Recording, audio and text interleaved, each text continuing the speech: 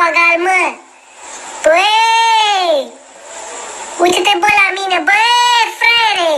Cum adică, băi, ciocul mic, băi? Băi, că te sparg, mă! Băi! Băi, tu! Fie-te de tu! Ce tu? Ce râzi tu, fraiere, că mi-aș de tine imediat! Băi!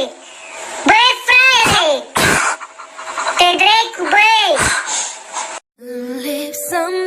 Andra, poți să-mi spui cu ce ai rămas din lecția de ora trecută?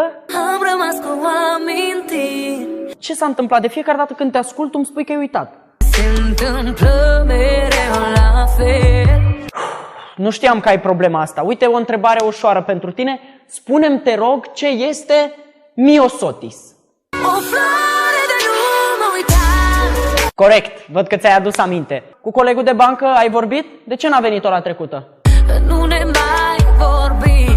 Descoperă oglinda fermecată de la Noriel. Cine e cea mai frumoasă din țară? Arăs ca dracu, muma pădurii, nu pleacă nici liftul cu tine, schiroada dracului. Ești croaca, ce-o mâldoaca ești croaca. Oglinda ta fermecată.